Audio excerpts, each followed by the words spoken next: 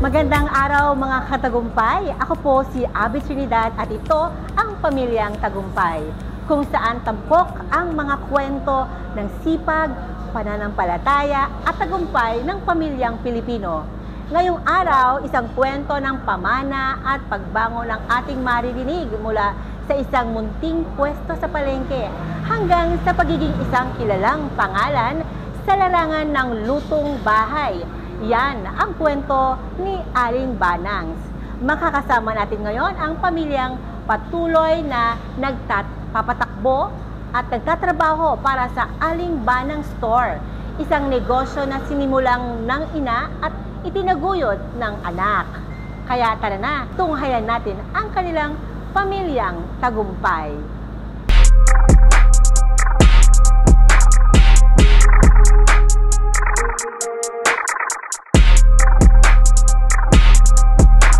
Kaharap na po natin ang ina, negosyante, at ulirang mamamayan ng isang siyudad dito po sa San Juan. Ayan po, kayo po ay rinig ng inspiring kwento mula kay Ma'am Rebecca Olano. Hello, Ma'am Rebecca. Hello, good morning. Good morning po sa inyo. Yeah, magandang araw po sa inyo at salamat po at pinaunlakan niyo po ang aming invitation para po makita po at ma-witness ang inspiring story ng kwento ng Aling Banangs. Ano po, isa po sa kilalang pangalan sa pagkaing Pinoy, pero ang simula po nito ay simple lamang, di po ba? Yes. Ay isang maliit na pwesto sa San Juan Public Market. Yes. Oo, sa Agora. Ito po yung question, ma'am.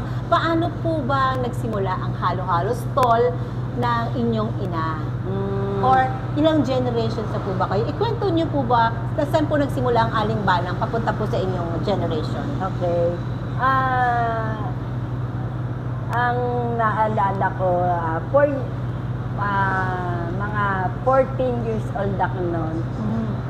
Ang mayor si Joseph, pinakaluma pa ang palengke ng San Juan, hindi pa Agora ang tawag doon. So ano pangalan po nung... Ang tawag sa kanya ay San Juan Public Market. San Juan Public Market. Yes. Tapos, ang tinda namin doon is halo-halo. Mga upuan ng bangko na haba, yung alam mo yung mahabang ka na parang sa bahay lang. Opo. Tapos, ang mayor naman na si Jinggoy, Agora Market ang ipinalit. Kasi nasunog yung market ng San Juan Public Market. Opo. Tapos tinayo na ulit Agora Market. Agora San Juan Market or San Juan Agora Market.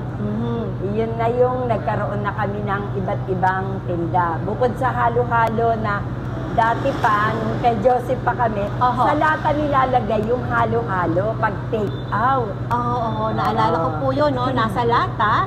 At kapag ang mga namamalengke sa Agora ay tapos nang mag-shopping at mamalengke, ay dadaan na dun sa store na maraming halo-halo. At isa po ang Banang Store. No, that was 1970s. 70s at ngayon po ay 2025 na po. Andito pa rin po ang Aling Banangs. So, ano po ang naalala ninyo, Ma'am Rebecca, nung unang mga araw ng pagbebenta niyo sa palengke? Kasi po 'di ba si Lola ang una. So fourth generation na po kayo. So ano po yung feeling? Parang normal na lang po ba sa inyo or syempre sa inyo na yung branch? Normal na siyempre maliit na nag-uumpisa ka, medyo mahirap. Opo. Pero nandun yung mo talagang may pag-asa ka. Diba? May pag-asa sa miski maliit siya, makikita mo yung tatanawin mo para magtagumpay ka. Opo. Yes, Iyon po yung pinamana ni Aling Banangs. Balik tanaw po tayo. Si Aling Banangs po ay ilan po magkakapatid sila? Sila ay 12 or 13, tatandaan ko yung Aling Banang. Opo, and then po yung naging anak po niya ay? Yung nanay naman namin na anak ni Aling Banang, si Aling Ising. Aling Ising. 8 ang anak. 8 ang anak. Sumunod po? Sumunod po ako. 3 lang po yung anak ko. Yan. So, yun po yung 4 generations ng Four Aling Banang. yes. Alam niyo po, yung hirap po kasi yan na ipapamana hanggang sa 4th, 5th generation. Sige po, tuloy po natin, ano. Yun po yung sinabi po ninyo na medyo kinabahan po kayo nung una. Yes. Pero po, alam ko po na na-train naman po syempre ang inyong lola, ang nanay. Trainin po kayo. Oo, kasi di ba 14 years old ako, nagtitinda na ako noon. So, ano po, ilan po taon po? 14. 14. So, lahat po ng mga teenagers ngayon, no? Yes. 14 years old, nag-start na tumulong si Ma'am Rebecca sa kanilang tindahan. Kaya, yun ang sikreto po, na tumutulong kayo, no, habang bata pa. May natanim. May natanim. Sa akin na mga, yun, yung pagtitinda nga. Opo, opo. Mga maaga. Nagtitinda po kayo tuwing kailan? At syempre, nag-aaral po kayo noon. Oo, pagtapos ng school. Yan, pagtapos ng Tutuloy ako doon sa tindahan. Kasi dyan lang ako nag-aaral sa Central. Central pa yun. Oo, Ngayon, Central pa yun. Ngayon, San Juan Elementary School. Yes, Dati ang opo. tawag pa dyan, Central Elementary School. Yun, Central Elementary School. Alam ko, yung mga taga San Juan ninyo, naiintindihan niyo po yung Alam pinag-uusapan nila, namin. alam ano? nila yan. Opo. So, kayo po ang pang-ilan po sa apo? Pang-ilan po sa anak ni Lola Ising? Ni Lola Ising, pangatlo ko sa bunso. Yan. Pangatlo po. Pang-anim ako sa panganay. At pangalan sa panganay. At kayo rin po ang nagpatuloy siyempre ng negosyo. Oo. Ngayon po ba sinisimulan niyo na po ba ituro ito sa inyong mga anak? Yes, kasi si Chiki nga, di ba, na siya na yung nag-handle nito. Medyo, Okay. alam mo na, senior, paisi-isi na lang. Pero hindi mo agad bibitawan sa mga anak mo. Ibibigyan mo pa rin sila ng mga ibang responsibilidad, Yes. mga example kung ano yung dapat gawin Mm-mm. sa tindahan na hindi mo dapat iasa sa iba. Ibang Hindi tao. mo dapat iasa na wala kang, alam mo yun, wala kang pakialam. Oo. To, importante po talaga na sinasabi niyo nga po na hands-on Hands po ang on, pamilya niyo yes, sa negosyo po. oo. Ano po ang nagtulak sa inyo na ituloy ang negosyo ng inyong lola? Opo, di ba? Baka na, siyempre po, as we grow, may naiiba na po yung ano, yung Yung iba ni generation, iba po yung gusto nila. So, talagang inspired kayo na ito pa rin po ang ituloy. Oo. Ang unang-una kasi, di ba, pag may negosyo ka, wala kang boss. Yun. Ayun, di ba? No, Walang boss. Tapos, hawak mo yung oras mo. Mhm. Tapos yung anak mo, pag may negosyo ka, iba may oras ka sa anak, may oras ka sa negosyo. Mhm. Ganun yung ano. So, flexible talaga. So, yung Flexible. karamihan po naman talaga ng mga negosyante, ayan po yung perks, no? Mhm. You get to have time for your loved ones. Yan po. Mhm. Hindi po biro ang sabay na magpalaki ng ilang anak po, tatlong anak, at magpatakbo ng negosyo. Paano nyo po ba ito na-manage para sa mga nakikinig po nating negosyanteng inanay at negosyanteng ng tatay? Ako, tandang-tanda ko, yung tatlong anak ko, pagkatapos nila sa school, sinasabi ko, daan kayo sa tindahan na magbantay kayo kahit isang oras para maka-pick up sila kung ano yung ba yung, kung bakit meron tayong ganitong alimbanang. Diba? Hindi yung parang wala lang, yung hingi lang ng ganito. Yun ang tinrain ko sa kanila na kailangan may mapulot sila, may magawa sila dito, meron sila, matrain sila sa negosyo. Ang ganda na po sinabi nyo, no? Parang hindi po kayo nagpe-pressure ng anak, sabi nyo nga, kahit isang oras lang. Yes, oo. Malaking bagay yun na isang oras sa kanila. At sa tindahan.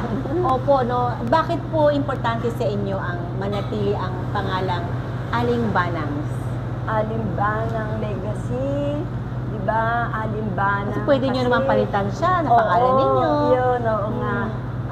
Kasi yung lola namin talagang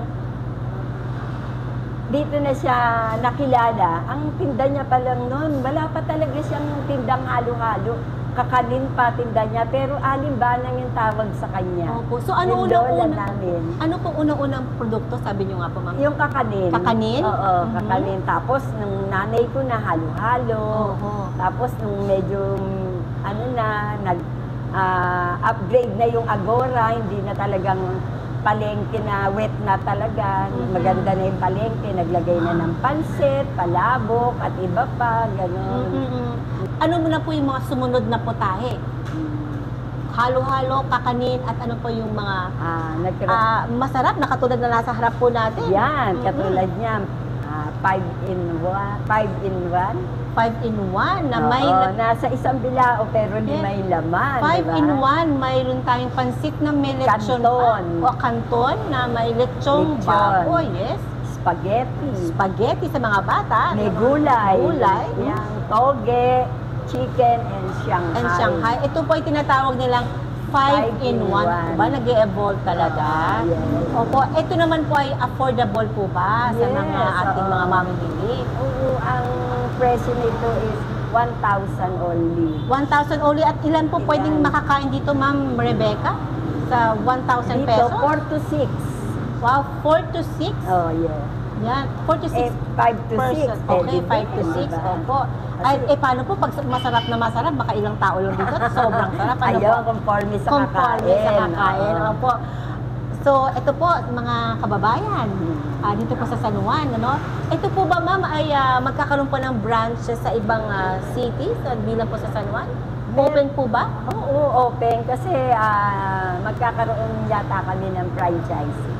Wow. So, alam ko po, hindi po nagka-franchise si Banang, pero ngayon po, pero ngayon na medyo po. lumawak na yung ng Alimban. So, ayan, kung meron po kayong interesado, sa inyo na interesado man na mag-franchise, ito po, umpisa na po kay Aling Banang. So, Shampoo, Viva, Copa, Monera, Centella at may DHA pa. May Bilberry, Marigold at marami pang iba. Siksik sa natural na vitamina. Memorize na yan. Para sa ating lahat na mag-aaral. Memorize, lagi mo lang tatandaan. Memorize lang yan.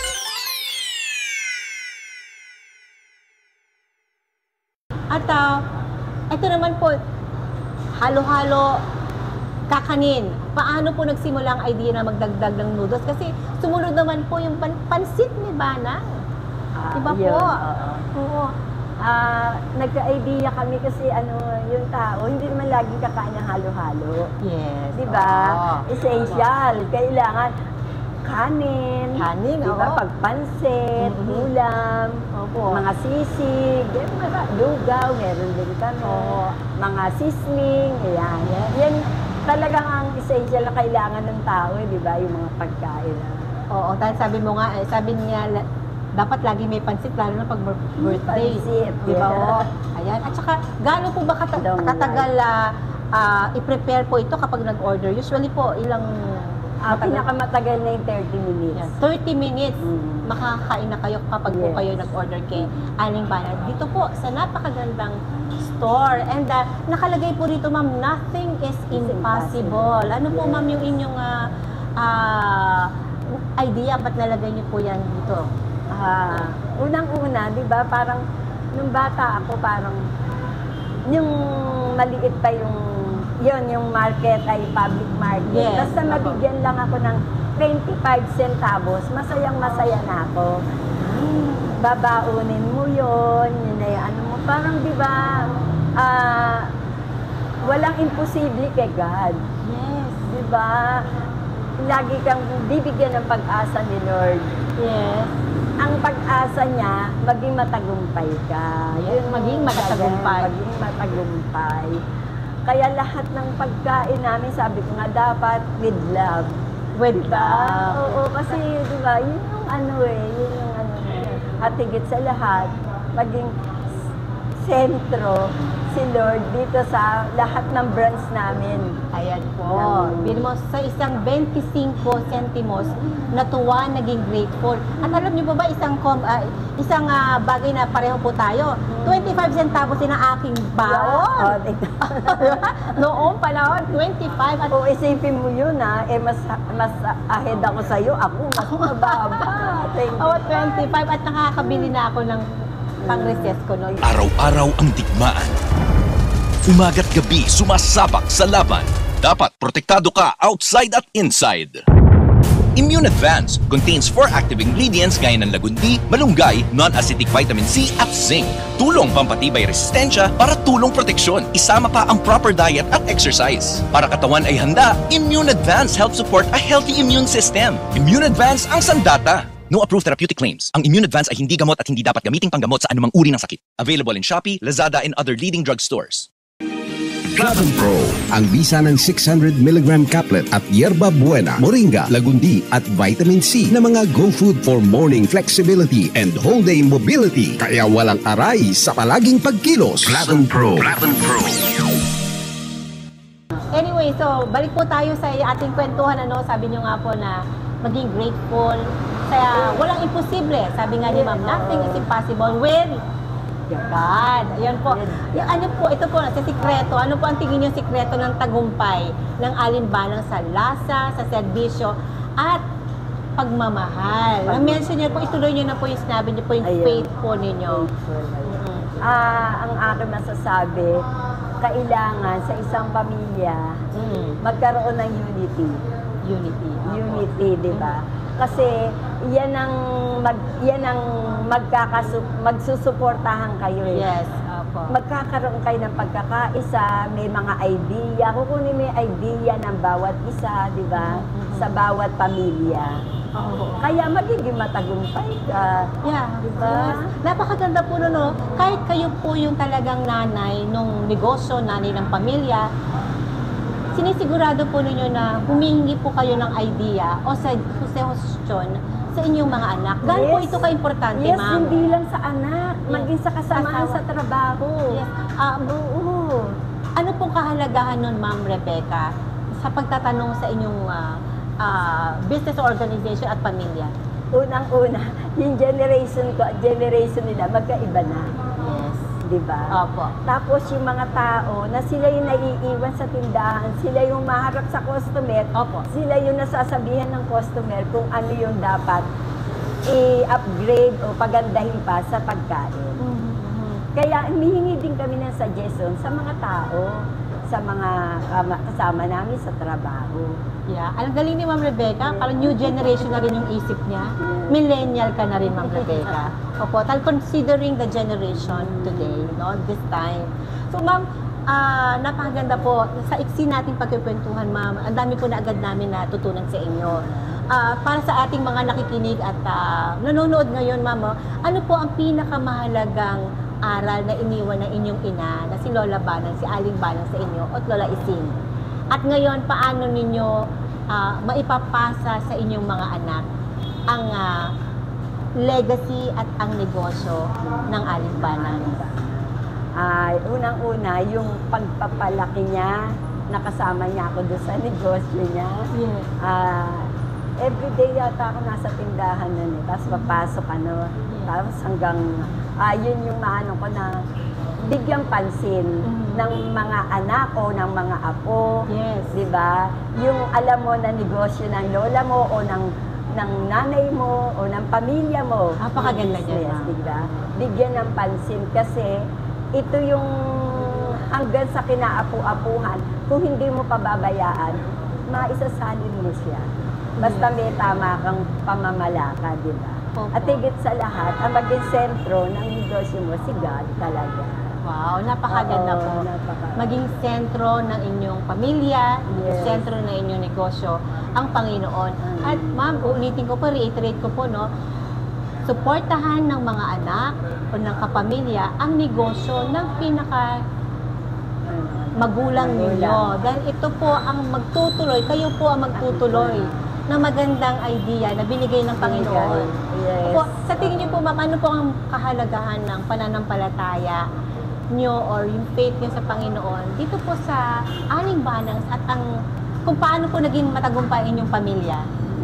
Napakalaki. Napakalaki ng pananampalataya sa business. Kasi lahat ng meron tayo galing kay God. Amen. Lahat ng nakalagay yun sa Bible, lahat ng meron tayo. Sabi ko, ano kaya pa ang sabi ko, maging masipag ka lang kasi nasa Bible din yan pag tamad ka, hindi ka papakainin pag masipag ka, magkakaroon ka ng boom ng negosyo. Ayun. Ayan. Ma'am Rebecca Olano, napaka-inspiring po ng story ninyo. And alam po namin na i-bless po kayo ni Lord dahil kasama po siya sa lahat ng decision ninyo, sa lahat po ng inyong trabaho. Hindi lang po lang dito sa negosyo, kundi sa pamilya. Kaya alam ko po na Pamilyang Tagumpay, kaya kasali po kayo dito sa programang Pamilyang Tagumpay. So salamat po Ma'am Rebecca sa pagpapaunlak sa amin. And we hope and pray that the Lord will prosper the work of your hands. At hindi lang po ngayong generation, kundi sa susunod pang maraming generation. Thank you very much. Thank you very much, Ma'am, and God bless you po.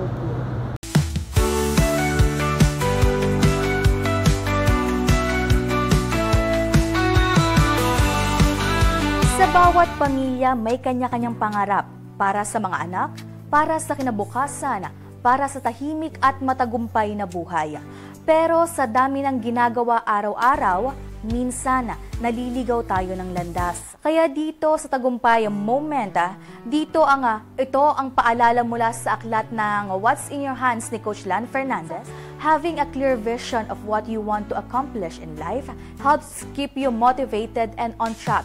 It gives you something to strive for and provides the necessary focus to stay on track and not to get sidetracked. Ang malinaw na pangarap bilang magulang, bilang anak o bilang pamilya ang magsisilbing kompas ng ating pagsusumikap. Kapag alam mo kung paano, saan at kung ano ang iyong pagod, mas nagiging buo ang loob mo at mas matibay ang iyong samahan. Kaya huwag kang matakot mangarap. Gawin mong family goal ang vision na gusto ninyong tahakin at sama-sama niyong abutin ito sa tulong at gabay ng Diyos. Tuklasin pa ang inspirasyon na What's in Your Hands dahil maaaring ang tagumpay ng inyong pamilya ay nasa kamay niyo na pala. Curious ka ba sa mga ibinahagi ko? Don't miss the book What's in Your Hand by Miss Lan Fernandez. Isang practical at empowering na guide para ma-discover at magamit mo ang gifts mo sa life purpose mo. Kung gusto mo magkaroon ng copy, madali lang. E-message ang Tagumpay It's All Good sa Facebook page para maka-order. Invest in your purpose. This book might just be the push you've been waiting for. Sa bawat kutsara ng pansit, may kwento. At sa bawat halo-halo o bawat halo, actually masarap din ang kanilang halo-halo, meron din silang tinatawag na sausawan. May alaala ng pamilyang nagtaguyod. Aling Banangs. Nagsimula sa simpleng karinderya, ngayon isa ng pangalan sa lutong bahay na kilala sa sarap, sa sipag at pagmamahal. Sa Pamilyang Tagumpay, pinapahalagahan natin ang mga kwentong tulad nito. Ang negosyo'y hindi lang kita, kundi pamana. Ang recipe hindi lang panlasa, kundi pananalig. Sa likod ng bawat sanga ng Aling Banangs ay pamilya. Mga anak, apo at empleyadong itinuring ng kapamilya. Sama-samang naglilingkod, sama-samang lumalago. Yan ang ay dapat. Lutong may puso, pamilyang may layunin, at tagumpay na lasap sa bawat henerasyon. Napakainit po ng ating naging kwentuhan. Isang patunay ng Aling Banangs na hindi kailangang malaki ang simula para magkaroon ng malaking tagumpay. Mula sa isang lata ng gatas na ginawang halo-halo cup hanggang sa isang paboritong kainan ng maraming Pilipino. Ito ang kwento ng isang inang masipag at isang pamilyang puno ng pagmamahal.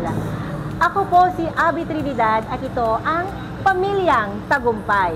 Kwento ng bawat pamilyang Pilipino na nagpupunyagi, nananalig at nagtatagumpay. Hanggang sa muli. Bye! Kay Lord ang tiwala at tagumpay. Grounded in faith, love ang tunay. Tuloy-tuloy lang, move forward lang. Pamilyang Tagumpay. Pamilya ng Diyos, buo at matatag sa bawat pagsubok, sa bawat tagumpay. God is our center, Diyos ang buhay.